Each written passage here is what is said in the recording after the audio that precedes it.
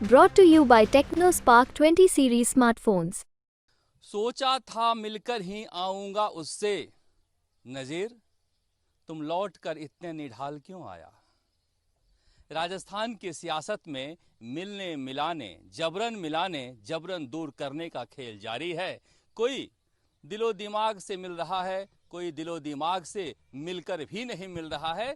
सियासत पर चर्चा करेंगे कि कोटा में अभिमान की राजनीति, स्वाभिमान की राजनीति, क्या व्यक्तिगत द्वेष की राजनीति है। चर्चा इस पर भी करेंगे कि अजमेर में आज रामचंद्र चौधरी का नामांकन फीका क्यों रहा, और चर्चा इस पर भी करेंगे कि सीपी जोशी क्या फंस गए हैं राजसमंद के चक्कर में, और भीलवाड़ा में क्यों पेच फंसा हुआ है। बीजेपी में बांसवाड़ा में कांग्रेस क्यों हलकान हुए जा रही है, और बागीदौरा में बीजेपी ने अपना उम्मीदवार घोषित कर दिया है। मगर शुरुआत कर लेते हैं जो कुछ आज देखने को मिला राजस्थान की राजनीति में। कोटा में चंबल का पानी धारीवाल ने भी पिया है, गुंजल ने भी पिया है, तो फिर स्टेज ही लाल हो गया। अब बताइए, मैंने पिछली बार कहा था तो प्रहलाद गुंजल नाराज हो गए थे कि वसुंधरा राजे के पास लौट कर गए। पता नहीं जिन शब्दों का इस्तेमाल किया था उन्होंने वसुंधरा राजे के लिए, मैं इस चर्चा में आपके सामने इस्तेमाल नहीं कर सकता हूं, मगर लौट कर गए, उस पर मैंने सवाल उठाया था। और धारीवाल के पास भी लौट कर गए, मगर मिला क्या। दरअसल राजस्थान की राजनीति आपसी द्वेष और व्यक्तिगत रंजिश की राजनीति होकर रह गई है। मैं अशोक गहलोत के मामले में हमेशा कहा करता था कि सचिन पायलट से नफरत के आग में इतना जलते जा रहे थे कि अच्छा बुरा का ध्यान ही नहीं रहा। पेपर लीक जैसे मामले जब सचिन पायलट उठाते थे तो भी वो सरकार के खिलाफ साजिश लगती थी, और जिस तरह से भ्रष्टाचार हुआ, बाकी मामले हुए, वो सारे के सारे मामले व्यक्तिगत रंजिश की वजह से हुए, और राजस्थान में कांग्रेस भेंट चढ़ गई व्यक्तिगत रंजिश की। क्या होता है कि आप जब नफरत की आग में झुलसने लगते हैं तो कुछ भी दिखाई नहीं देता है आपको, अच्छा बुरा भला कुछ भी नहीं दिखाई देता है। और प्रहलाद गुंजल के साथ भी यही होता है, वो भावुक भी हैं और भावुकता में इस तरह के फैसले कर लेते हैं। क्या सोच कर गए थे, अब बताइए। क्या ओम बिरला के हाथों कभी ऐसी जलालत मिली थी? किसी ने नहीं देखी थी, मगर सबने देखा कि किस तरह से जलील हुए, और कोई भी उनके बचाव में कांग्रेस की तरफ से नहीं आया है।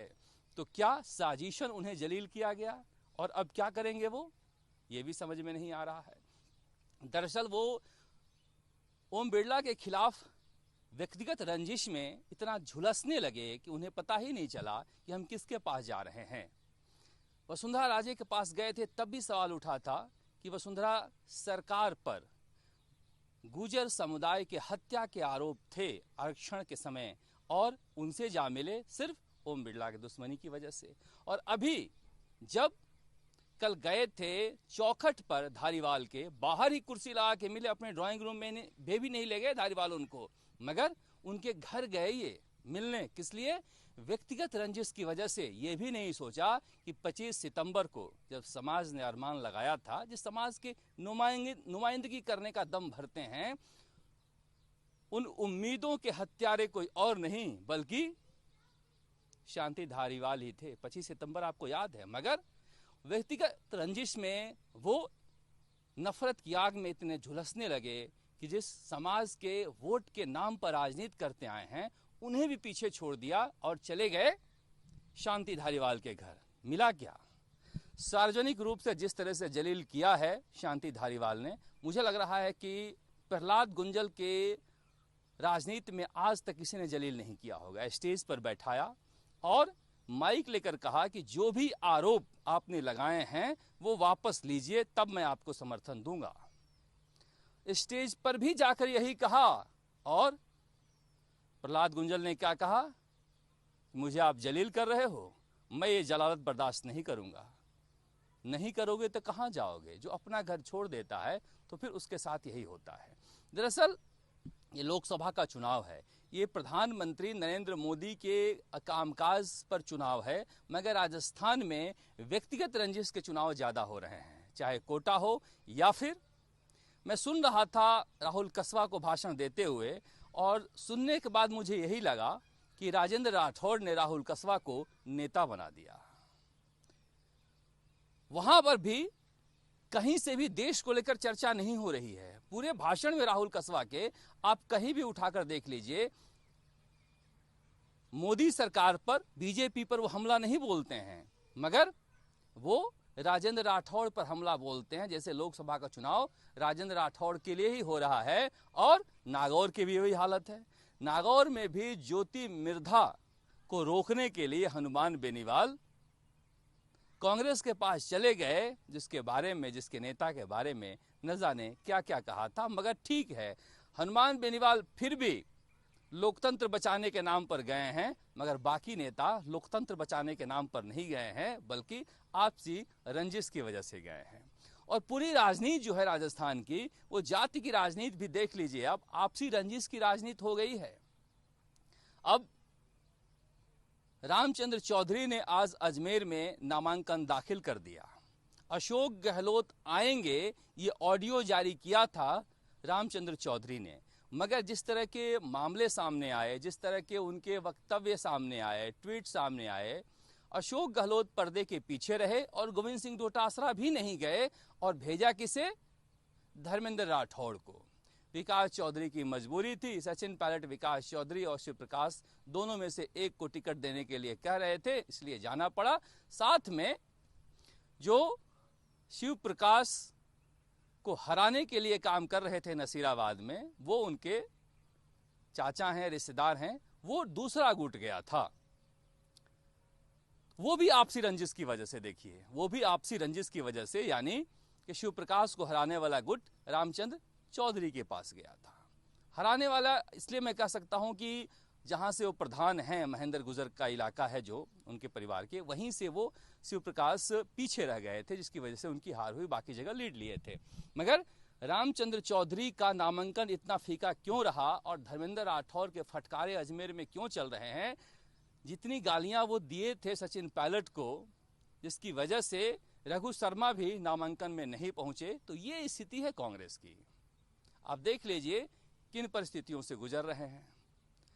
उधर भीलवाड़ा में भी पेंच फंसा हुआ है। भीलवाड़ा में पेंच फंसा हुआ है, कहा जा रहा है कि कांग्रेस को लग रहा है कि सीपी जोशी ने जग हंसाई कराई है, तो फिर सीपी जोशी ही लड़े, और सीपी जोशी चाह रहे हैं कि ये किसी और के माथे रख दिया जाए, लिहाजा कोशिश कर रहे हैं कि वो उनके नाम पर चर्चा ना हो, मगर लगता है कि वो फंस सकते हैं, और दामोदर गुजर को राजसमंद भेजा जा सकता है, यानी बलि का बकरा बनाना ही हो तो कहीं बना दो।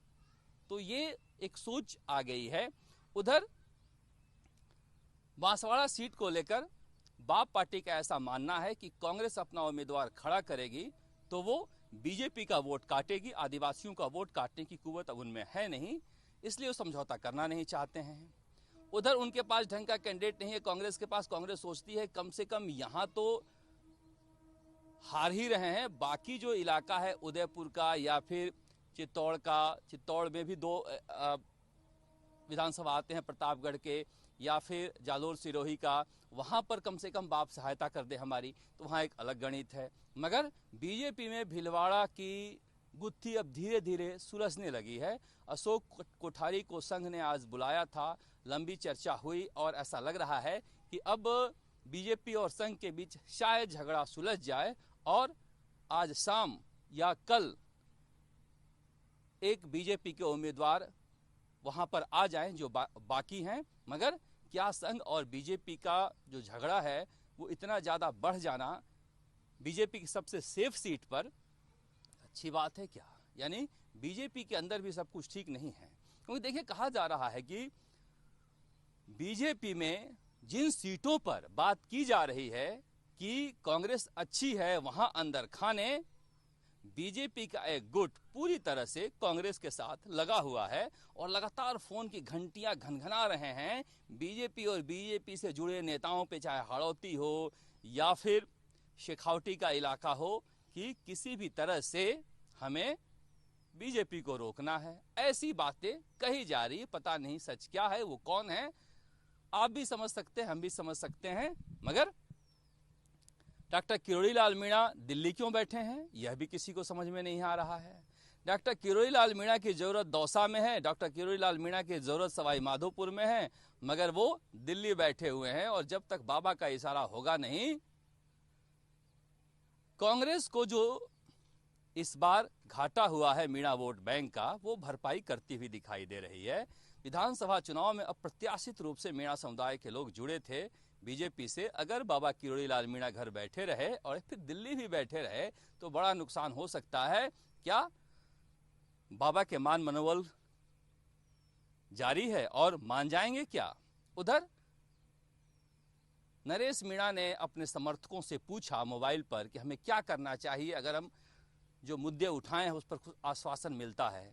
इस कोरस के साथ भीड़ ने कहे बैठ जाना चाहिए। मुझे लग रहा है यही खलक की आवाज है, बैठ जाएंगे तो फिर करियर लंबा रहेगा। उधर कहा जा रहा है कि रविंद्र सिंह भाटी की सभाओं में जिस तरह से भीड़ आ रही है, चाहे कैलाश चौधरी के गांव में हो या फिर जसवंत सिंह जसोल के गांव में हो, वहां पर एक माहौल बनता हुआ दिखाई दे रहा है। और यह भी कहा जा रहा है कि अगर सर्व समाज एक साथ इकट्ठा हो गया तो उम्मेदाराम बेनीवाल और रविंद्र सिंह भाटी के बीच मुकाबला जोरदार हो सकता है और जसवंत सिंह वाला माहौल भी हो सकता है जब वो सांसद बन गए थे। इसलिए वहां पर भी मुकाबला काफी रोचक होता जा रहा है। मगर बड़ा सवाल है कि क्या भजन लाल शर्मा 25 की 25 सीटें दिलाते हुए दिखाई दे रहे हैं? आखिर इतनी आशंकाएं क्यों उठाई जा रही है? और क्या भजन लाल शर्मा पूरे कुनबे को समेट नहीं पा रहे हैं या समझा नहीं पा रहे हैं? उनके बारे में कहा जा रहा था कि ट्रबल शूटर हैं, सबको मना रहे हैं, सबको दिखा रहे हैं, सबको एक साथ लेकर चल रहे हैं। मगर देखिए फतेहपुर में कैसे शुभकरण चौधरी के स्टेज पर ही झगड़ा हो गया कि जिन्हें बागी किया गया था उन्हें कैसे बुला लिया नंदकिशोर महारिया के यहाँ। उसी तरह से भिलवाड़ा में हो रहा है कि जो शामिल होना चाह रहे हैं निर्दलीय, उनकी एंट्री भी रुकवाई जा रही है। तो बीजेपी में भी लग रहा है कि जिस तरह से चुनाव उठना चाहिए, वसुंधरा राजे की कमी कहीं ना कहीं खल रही है। एक जो स्टार पावर था उसकी कमी खल रही है। और पेपर लीक को लेकर जो माहौल बना हुआ था उसमें भी कुछ ढीलापन दिखाई दे रहा है। क्योंकि देखिए भजन लाल शर्मा का जो पूरा भाषण है वो भ्रष्टाचार और पेपर लीक के खिलाफ हो रहा है। पानी को लेकर जो माहौल बना था वो भी शांत होता दिखाई दे रहा है।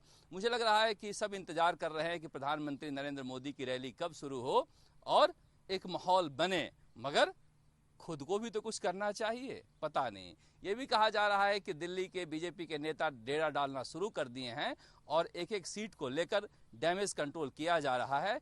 सबसे ज्यादा जो नजरें हैं वो पूर्वी राजस्थान और शेखावटी पर है, क्योंकि संजना जाटों के बारे में भी कहा जा रहा है कि वो भी चुनाव अच्छा बना रही हैं, क्योंकि वहां के जाट ऑपरेशन गंगा जल कर रहे हैं कि उन्हें आरक्षण नहीं है। अब कौन समझाए कि जिन जाटों को बीजेपी ने आरक्षण दिया था, शेखावटी के हो या नागौर के या बाड़मेर के, वो भी तो साथ नहीं है।